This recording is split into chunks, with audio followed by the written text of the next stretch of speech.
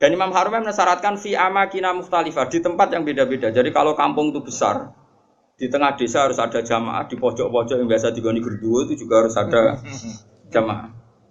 Lo pernah lo di dekat kampung saya itu, jamaah itu satu, semuanya di masjid.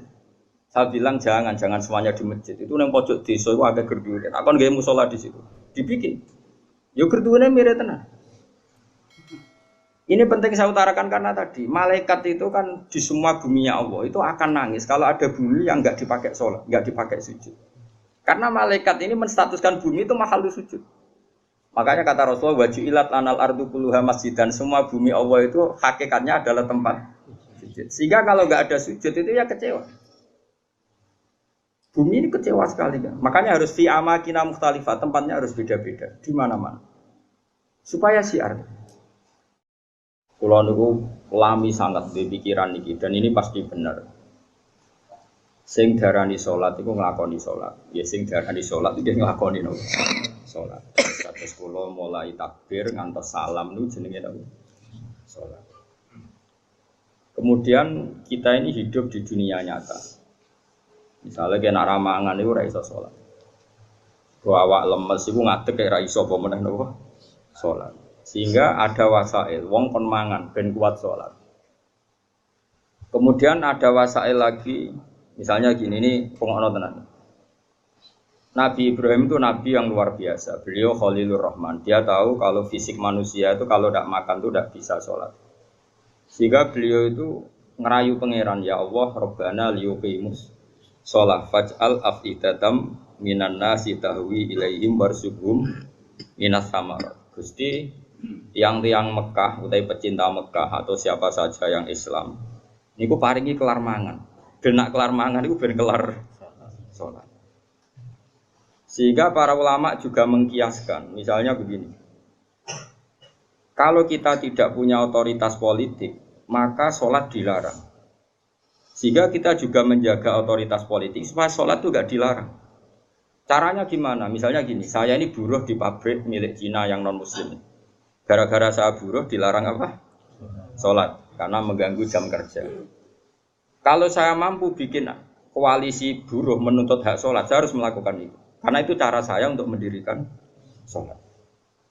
Atau kalau ada umat Islam mampu kaya dan bisa menciptakan lapangan kerja dengan membolehkan sholat, maka harus melakukan itu demi tegaknya sholat. Makanya ini kelirunya kita. Nyongkone ngelakoni sholat itu pokoknya dekne dewe sholat. Dia agak mikir bahwa untuk bisa sholat itu dibutuhkan kekuatan ekonomi, kekuatan politik. Saya tuh ngaji di mana-mana, saya ulang-ulang. Islam ke Selat Malaka itu Thailand sama Indonesia itu umurnya bareng. Cuma kebetulan Thailand nggak milih politik, negara dikelola non-Muslim. Tahu-tahu sholat itu dilarang di Thailand. Indonesia kebalikan, lah kiai ini seneng politik, keterusan nganti sakniki, paham ya? Akhirnya rawali songo itu Islam lagi rong generasi. Iku wis gawe demak napa? Wah, ratri mau sholat dilarang. Nara sholat ra iso dadi presiden. Jadi saiki sholat malah bupati kok ora sholat, terus ora ngarah dipilih, gubernur kok ora sholat. Lho, ora ngarah dipilih. Ana cawayu sholihah kok sing lanang ra mbebo sholat, ya ora payu. Kayak ibu keterusan, paham? Tapi ini mau cerita. Jadi karena redaksinya Quran itu wa iqami sholat, mendirikan sholat supaya sholat itu berdiri, bukan kamu saja, tapi seluruh negara. Dan itu dibutuhkan macam-macam tadi. Ibrahim nyontohkan kekuatan politik, kekuatan ekonomi bahwa untuk sholat itu harus warzuqhum minas samarat, harus ada materi fisik, yaitu orang makan. Terus di ayat umum Nabi Muhammad dicontohno. Ciri utama agama wis menang ku Muhammad wala yumakkinanna lahum dinahumul ladzir tadallahum wala yubaddilannahum min ba'di khaufihim amna. Ciri utama kemenangan Islam Muhammad, nak orang melaksanakan Islam itu sudah ada ketakutan. Disebut wala yumakkinanna dinahumul ladzir tadallah. Jadi kira-kira perasaan kula ada satu negara yang lama sekali ada Islamnya, kemudian sholat di situ takut. Sama negara yang sholat tidak takut. Cara alamat untuk futuhe pangeran yang milih negara yang sholat itu udah tak takut. Mergo Allah ngendikan wala yumakkinanna lahum dinahumul ladzir tadallah. Allah bikin tamkin itu kemampuan melakukan ibadah secara netral, secara kuat. Terus wala yubaddilan nahum mim ba'di khaufihim amna, dan mereka melakukan ibadah itu merasa aman, tidak merasa takut. Kayak dulu sahabat sholat itu sembunyi-sembunyi. Ba'da fathi Mekah sholat terang. Ini penting kalau ingat loh. Jadi sing sufi goblok ya ben mari, ben gelem rontok politik. Sing politik yo mari sholat itu rambut tebar pesona. Jadi sepodo mari ini terus yang waras ketok ya ujub kan nanti pikiran. Ya pokoknya iki ngomong ilmu ngono ae napa, ora usah ujub-ujuban, pokoknya ngomong napa? Ilmu. Ora usah terus rasa suci dhewe yo ora. Wong rom yo lagi tak kandhani iki wae. Tapi yang jelas ning ayat itu jelas ada kata-kata wala yumakkinanna lahum dinahumul ladzi irtadalahum wala yubaddilannahum min ba'di khaufihim amna. Jadi ciri utama agama hebat itu kalau merasa tamkin. Kowe rabi yo iso, wayah yo iso, itu berarti wis jos. Beragama secara napa? Benar. Paham ya? Tapi nak wani ya pokoknya sementing itu wani. Lho kalau di kanca bojone loro telu iku langsung legal kabeh didaftarno langsung legal kabeh. Kondang tenan. Rabi langsung wakeh didaftarno ya langsung legal kabeh. Ya hebat tenan. Tapi kok kuat suwe ora ya ora roh nek iku takdir no. Tapi ini penting kula aturno nggih. Kula niku kan maca tarikh niku kathah. Maca tarikh niku kathah. Di antara tarikh itu kenapa semua nabi itu kok menguasai negara? Enggak ada nabi yang enggak menguasai negara. Nabi Muhammad pada akhirnya menguasai Mekah Madinah. Ada Fathu Mekah. Karena dengan menguasai ini berarti sholat ibadah menang. Sholat ibadah menang. Kalau enggak ya dilarang. Dulu orang sholat di Masjid Haram itu dilarang. Dulu orang Islam sholat di mana-mana dilarang. Sampai Islam kuat, terus berani terang-terangan sholat. Fasda' bima tumma. Di Indonesia sekarang luar biasa. Malah pejabat yang enggak sholat itu dijeng wong. Kira-kira malah rada di. Golek bojoe wong ra salat saiki kangenan. Musibet. Wes pokoke jos. Tambah kowe ketok khusyuk, sawangane tambah gampang rabi. Jajal misalnya Mustafa nganti bathuk ngecap koyo wayah iku koyo mungkin. Lah berhubung sujude urung kaya kan sah ta ora wayah dengan bathuk ngene. Maksudnya geng meyakinkan kan. Koyo orang iso ngajak ning swarga lah. Pokoknya dengan rai seperti ini itu masih itu. Coba adekne wis abid, ngoni syarat sugih abid tok ya. Wis pokoke lakoni wis nawani ya. Tapi ini penting kalau terang ya, makanya istilahnya wa iqamis shalah, mendirikan.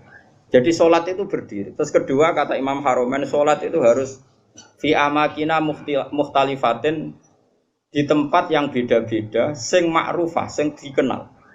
Jadi wong kok salat ning isor pring dhewean tuh gak sah dari Imam Haromen. Sholat kudu di tempat terbuka, terutama fardu. Sehingga kata Imam Haromen, kalau sudah ada jamaah tapi fi buyutim di rumah masing-masing, la tadharu bias syiar, yang syiar tidak kelihatan putih itu tetap diperangi. Makanya syaratnya jamaah itu harus di tempat apa? Terbuka. Karena ini butuh syiar, butuh show bahwa Islam ya demi sholat, bukan sholat demi Islam. Jadi kita bela-belani kelar mangan ya ben kelar sholat, menguasai politik ya ben sholat tidak dilarang. Kita menguasai publik biar publik terinspirasi oleh hukum Islam rupanya apa? Salat. Sehingga kata Imam Haromen, kowe salat jamaah maksudnya ora sah makili fardu kifayah, nak sekedar sah ya mungkin sah. Tapi jek qatalahumul imam. Dan Imam Haromen mensyaratkan fi amakina mukhtalifah, di tempat yang beda-beda. Jadi kalau kampung itu besar, di tengah desa harus ada jamaah, di pojok-pojok yang biasa digoni gerduwo itu juga harus ada jamaah. Lo pernah lo di dekat kampung saya itu? Jamaah itu satu, semuanya di masjid. Saya bilang jangan semuanya di masjid. Itu yang pojok desa itu agak gerduwe. Aku nggak musola di situ. Dibikin. Yo gerduwene mirip tenan. Ini penting saya utarakan karena tadi malaikat itu kan di semua buminya Allah itu akan nangis kalau ada bumi yang nggak dipakai sholat, nggak dipakai sujud. Karena malaikat ini menstatuskan bumi itu mahal sujud.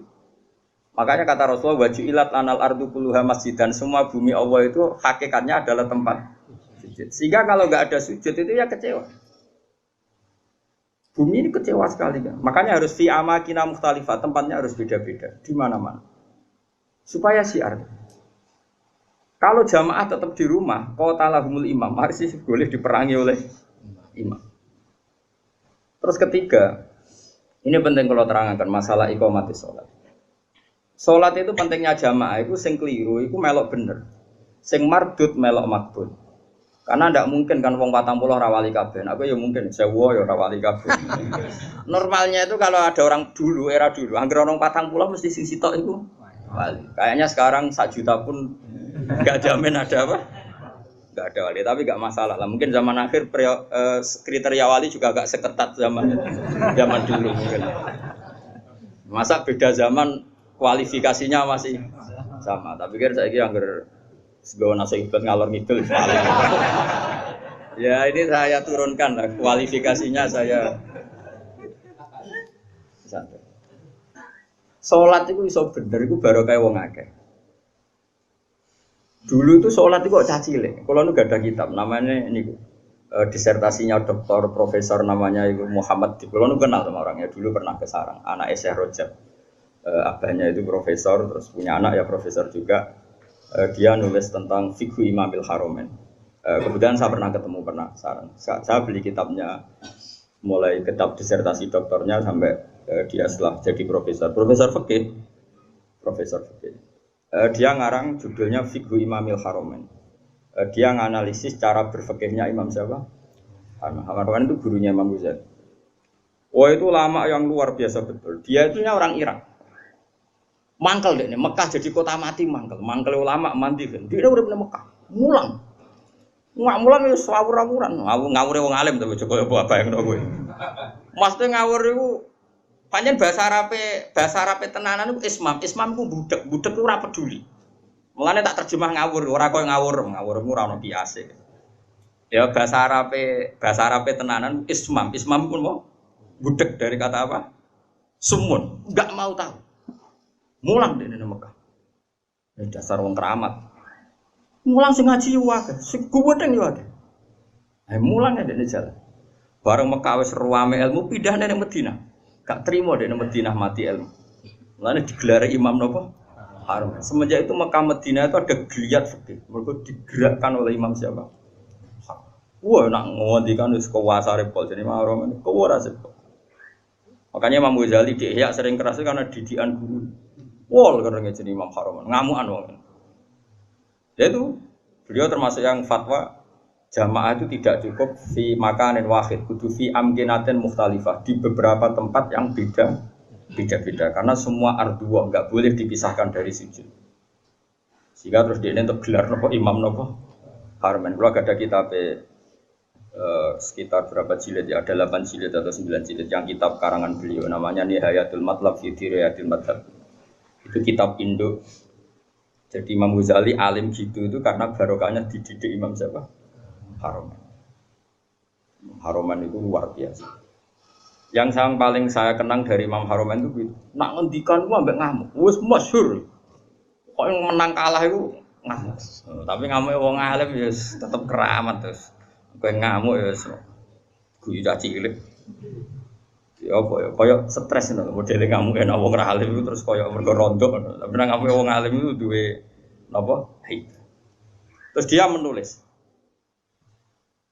faedahnya sholat. Jadi perjuangannya Rasulullah kayak begitu sampai jihad, sampai perang supaya sholat itu tegak. Makanya dimulai Nabi Ibrahim ketok nak beliau Nabi betul ngendikannya Rabbana liyuqimus shalah.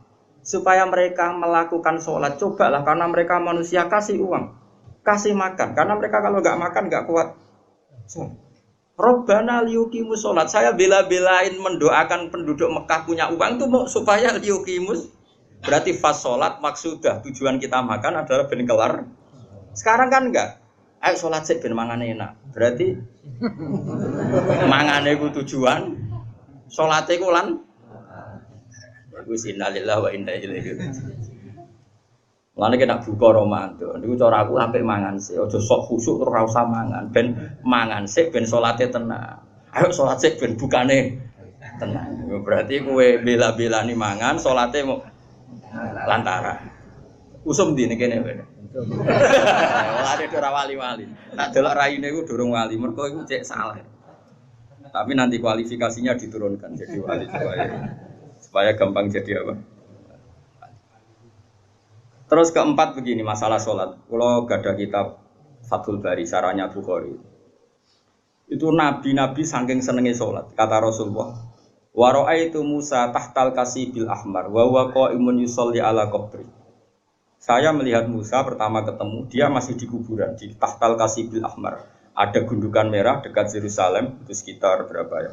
Sekitar 6 kilo atau berapa. Karena kalau di tag hadis, saya ulang lagi ya, di tag apa?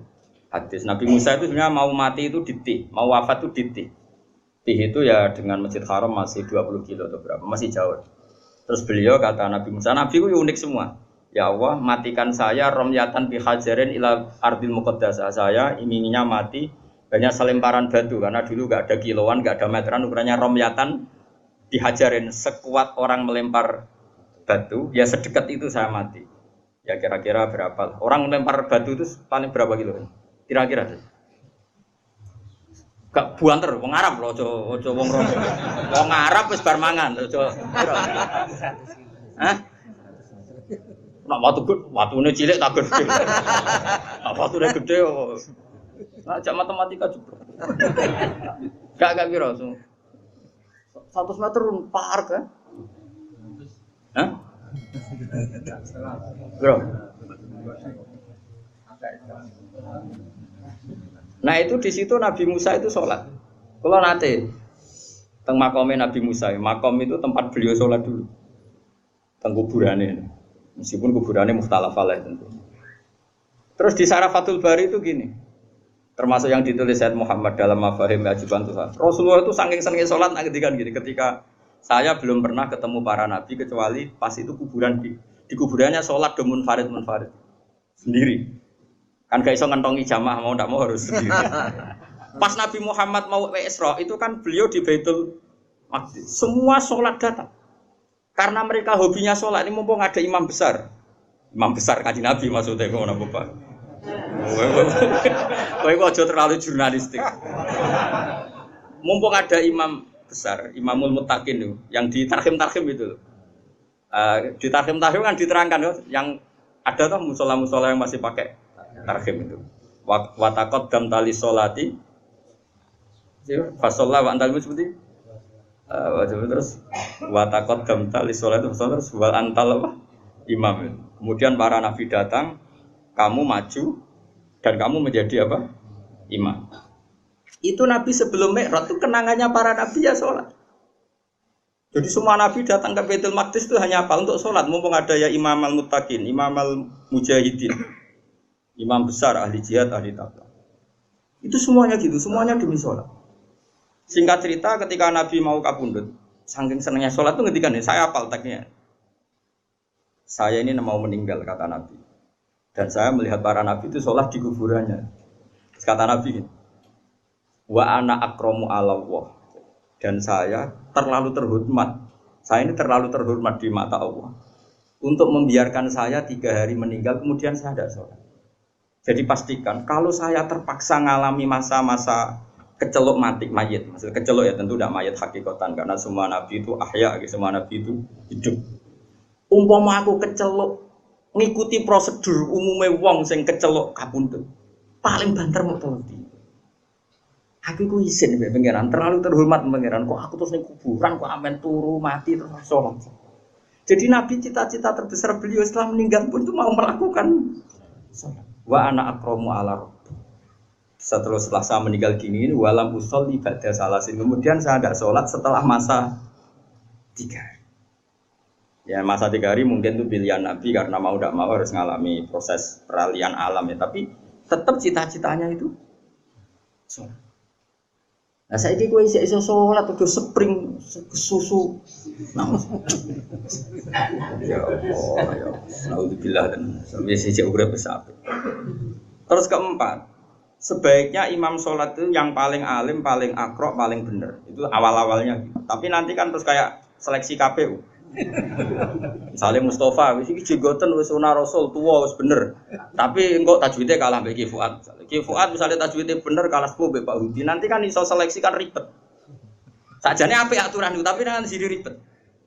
Terus Ruhin menang. Wah, ra iso sing paling parah pangeran jare Nabi wong fakir. Wah, sesat barakah. Wah, yo repot. Dulu itu sholat itu memang diseleksi betul. Karena ya umul qauma aqra'uhum likitabillah, yang paling berhak ngimam itu yang paling akro, yang paling afqah, yang paling asan, yang paling aqdam hijratan difke kan ada aturannya. Satu yang paling bacaannya benar. Benar tok harus tahu apa maknanya. Karena kalau enggak tahu maknanya itu kalau wakaf itu fatal. Ya fatal tuh Pak Udi. Misalnya ono wong wacanane apik terus wakofe ngene. Innallaha la yastahyi terus wakaf. Ayo prono. Mulane wong-wong sing korek suarane apik mbok yo do tobat, belajar maknane Quran. Kadang wakofe iku fatal. Ya ono sing wakaf ngene misale.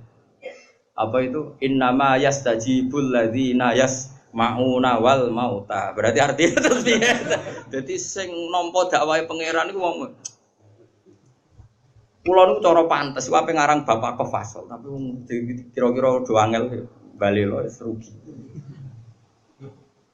Jadi yang keliru di Indonesia ini kritik saya terbuka pada yang belajar tajwid hanya makhraj. Sebetulnya dulu definisi tajwid itu tidak hanya makhraj, termasuk ma'rifatul wukuf wal wusul. Makanya nenggone Jazariyah wa ba'da tajwidi kalil hurufi la budda min ma'rifatil wukufi. Jadi wakaf itu inti tajwid, tapi sekarang wong muni ahli tajwid itu maknane makhrote tok. Wakaf asal jeblok sehingga ana wong wakaf inna wa la yastahi. Ya prono. Tapi zaman sing iso sempurna iku sapa? Ya sudah, sing iki tampa wae, iki zaman akhir tampa wae. Cuma sebetulnya kalau mau belajar tajwid itu ya sak paket belajar wakaf dan wasol. Karena sekali salah itu fatal. Pemene wakaf juz 24. Wa kadzalika haqqat kalimatu rabbika 'alal ladzina kafaru annahum ashabun naril ladzina yahmiluna al-arsya. Oh, malah tuduh malaikat Jibril. Mergo niku ashabun nar disifati alladzina yahmiluna al-arsya. Oh, neraka alus.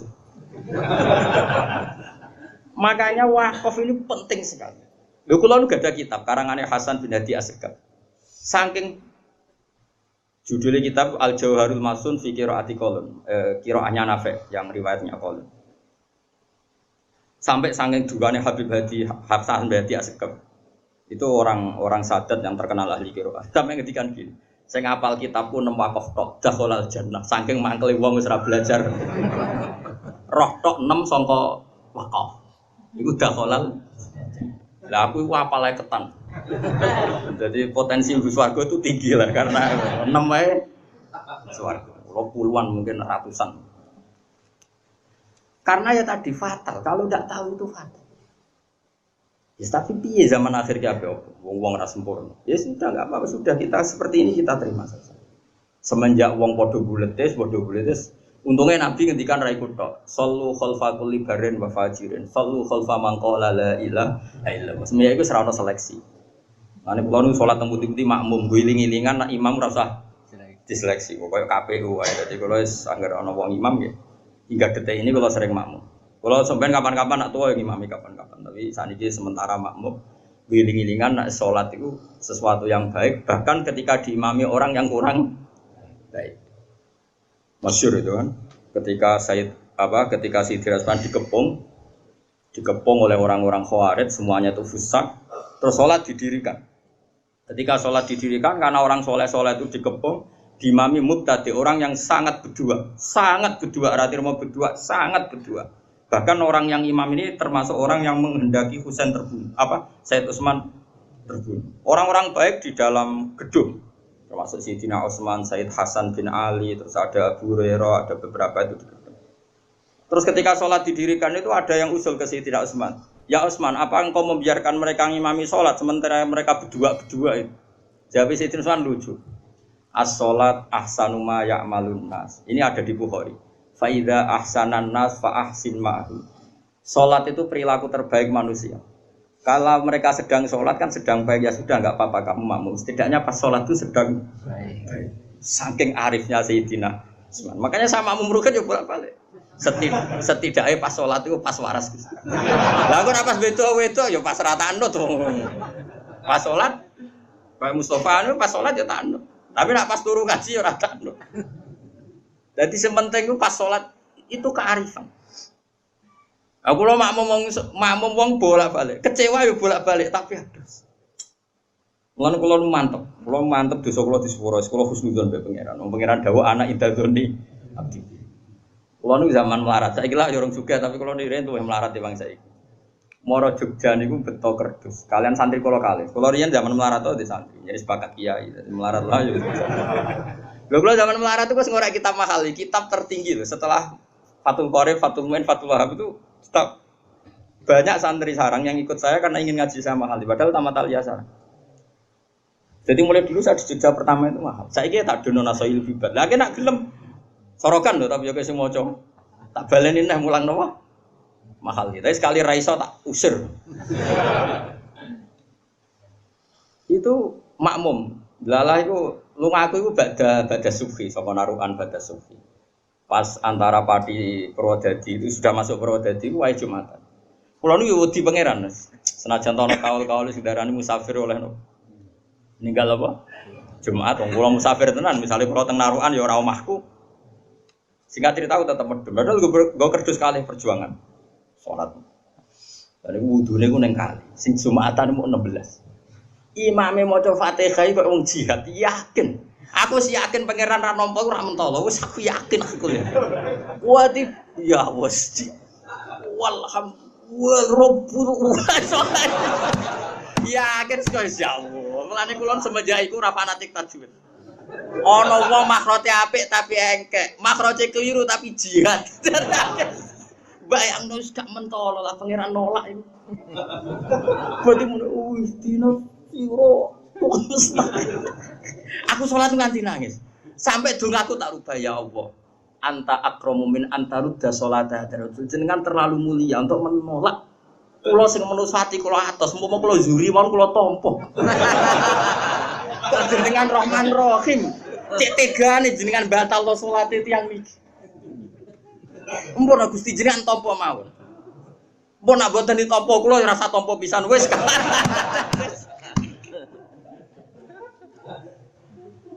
Insyaallah. Tapi kalau tetap majibno makhraj iki mau cerita, kira usah melok-melok, aja terus sensitif. Kok cawe wedok sensitif. Gus kok gak majibno makhraj, sembrono. Ya tetap wajib makhraj, wajib. Cara Imam Jazari sebuti wa hakadha menyu ilaina napa wasolain. Jadi Quran harus dibaca dengan tajwid karena mulai dulu ya Quran dari Rasul sampai kita ya dengan apa? Tajwid. Tapi ada kasus-kasus tertentu yang tajwid itu enggak bisa kamu wajibkan tadi.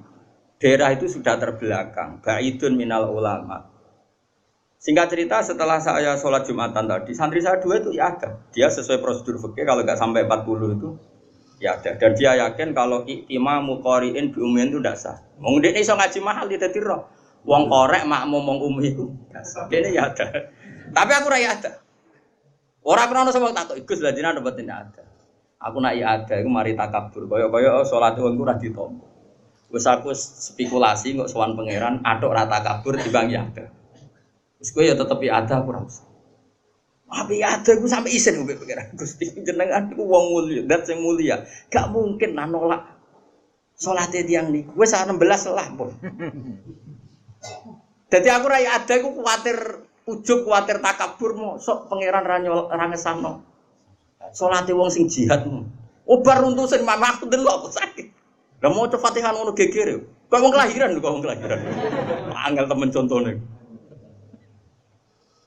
Nah, mbon niku akhirnya makas tu sini nah saya bertahun-tahun seperti itu. Tapi wong alim sak donya mesti kembar. Pas niku kula ya ora roh takbir. Alal hak pas itu saya enggak tahu takbirnya. Bahwa sholat Jumatan 16, 17 itu sah. Pokoknya Dunal Arba'in itu sah. Singkat cerita suatu saat saya dapat kitab. Ya era-era sekarang itu dapat kitab namanya Tadzkirun Nas. Dikarang seorang Habib alim alama namanya Tadzkirun Nas. Beliau ngendikan dalam kampung tertentu yang masyarakatnya Dunal Arba'in enggak apa-apa sholat tidak usah sampai apa 40 dan sah. Terus beliau cerita, saya pernah kata beliau cerita, sebagian wali abdal pernah sholat di satu kampung di apa itu makmumnya mau 11 Jumatan. Terus ditanya sama muridnya, ya Habib ini orang 14 kok kamu tetap Jumatan di sini? Ono aku padha mek wong 1000. Dadi ya, dadi akhire ono wong makmum alim wis anggap ae ono wong. Panganan yo bener. Fa inna faqihan wahidan mutawarri'a asyaddu ala syaitani min alfi abidi. Berarti bandrole wong alim sitok iku padha karo wong. Wes aku GR dhewe iki mau wong 16 tambah aku sitok. Misale Aku ra 1000 nak trimo 20 aja. Lah. Buate cek ono lah nak trimo 50 lah aja ono lah kene. Yes. Tak dongkak. Karena tadi ini penting ya, supaya kita ini tidak angkuh. I'adah dalam konteks ikhtiyat memang baik, tapi kadang melahirkan takabur. Saiki ana wong makhrote apik mau digo qiraah engkek. Bariku untuk hadiah umroh. Berarti nek ning ngitmai Quran nak trimo entuk. Kowe ngerti entuk itu mendapat. Ya to. Tapi aku ora muni haram lho. Ana wong qiraahe apik, makhrote apik. Engkek juara qiraah paling untuk umroh. Diundang presiden, diundang menteri, amin qiraah ning kabupaten, entuk. Imam masjid iki macane keliru, tapi mungkin pendiri masjid, mungkin sing digowo wakofan tanahe. Dekne macane Quran ra fasih tapi memberi ke Islam, tanahe diwakofno ke masjid. Nunggone masyarakat 16 gawe masjid. Dia pendiri Jumatan pertama di kampung situ. Gak tahu untuk apa kok Islam. Kowe pinter tak entuk kok Islam. Terus kowe ketemu pangeran ayo. Kowe kok goblok makhrojem, tapi pertama wonten masjid iku kula. Lah sing fasih makhrojem, kowe kok fasih makhrojem. Hadiah apa untuk umroh? Ya wis umroh ae. Swarga ben digo wong iki. Kena dikonokno pangeran. Ya aku ya ora bayangno tenan iki misale. Saiki ciri utama ngitmai Islam ngekeki tantuk. Ayo jawab. Ayo jawab. Ngekeki yunfikun. Mulane kula kadang dadi wong alim isin perkara ini. Lho kula mboten sombong, kula sering nyetak Quran nganggo dhuwit kula. Ya sebagian diuruni donatur, sebagian dhuwit kula. Mergo kula isin, kula wis sering disalami template tiyang, sehingga saya harus pernah memberi Quran. Di puluhan juta, bukan 1 juta orang. Karena saya malu sering mendapat dari Quran, saya harus memberi. Kula nu kono kitab wong nganti lali jumlah. Saking saya ini biasa kecelok wong alim untuk salam template, masa saya tidak memberi? Karena tadi, saya untuk ganjaran itu memberi, yunfikun itu memberi al-yadul ulya khairum minal hadis. Nah, tapi aku misalnya Quran waca tenanan, juara lomba untuk umroh, untuk penghormatan. Ya ora haram, nak harame ora kan. Tapi kowe wani ketemu pangeran hubunganmu mbek Islam mentuk kowe wani. Nak wani ya monggo. Mane kula niku jauh Gusti kula siap.